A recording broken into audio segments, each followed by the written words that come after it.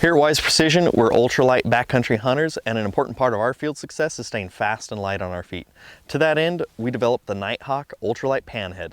Let's take a look at some of its features.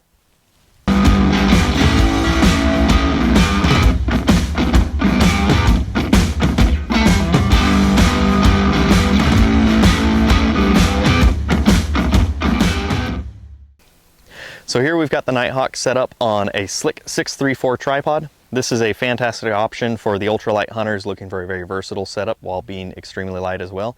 We have a great range of movement. Now this head of course works very well on our quick stick system that uses your trekking poles as a tripod as well.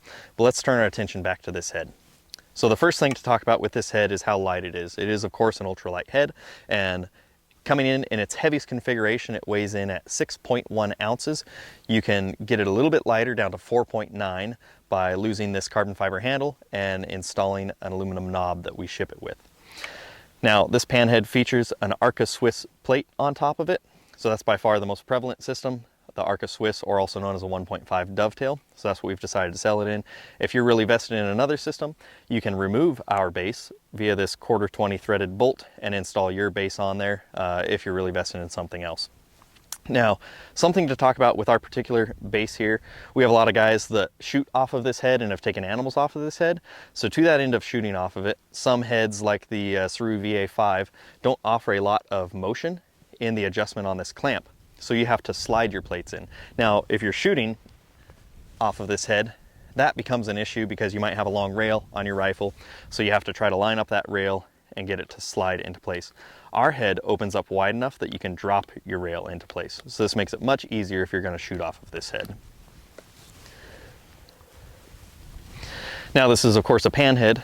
That means that you have independent X and Y controls, and those are your only motions. So this is really nice for girding out a hillside. With a ball head, you might have a tendency to skew, but with the Panhead, you're gonna stay in that XY coordinate plane, so it makes it really easy to grid out. You're not gonna be hitting areas that you've already looked at or missing areas altogether, so that's very important to note. This also features independent tilt and pan tension controls. So that's important because every optic is going to be balanced and weighted a little bit differently. So you need the ability to dial in that pan and tilt independently to get it set up perfectly for your optic. Now the tilt tension on this is controlled by this carbon fiber handle, or if you decide to go down that 4.9 configuration with the little aluminum knob that we include. The pan tension is controlled by this knob on the side. Now this knob is indexable. As we ship it, we generally like it to be fully tight in roughly this configuration, but you can change this to be fully tight in a number of positions, whatever your preference is. Now, we do the majority of our hunting here in Pacific Northwest, which means that we spend a lot of time in the rain and in the mud. So we've included sealed axes on this head. So that's important because that keeps the dirt and the grime and the moisture out and the grease inside. So this head will remain very smooth for the life of the product. And to that note, and to how effective it is to grading out a hillside, this head is extremely smooth. Now that's something that's very difficult for us to communicate on camera exactly how smooth it is. We do have a video that showcases this head being used to digiscope from and to video from. So check that out. That'll be linked at the end of this video, and that might give you a better idea of just how stinking smooth this is.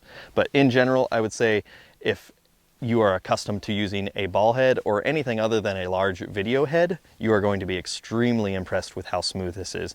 And especially when you can consider the weight, there's really nothing that comes close to touching it. So we get a lot of questions with this head. How big of an optic can it support? In general, we say that pretty much everybody's going to be extremely impressed with up to a 65mm spotter, though honestly most folks are going to be impressed with and happy with something much heavier than that. Again, at the end of this video, we will link to another video that we shot where we digiscoped and we videoed from this head. In that video, we used a Kowa 77mm with a Sony A6500 camera digiscoping off the back. So that's a very heavy setup that's very imbalanced.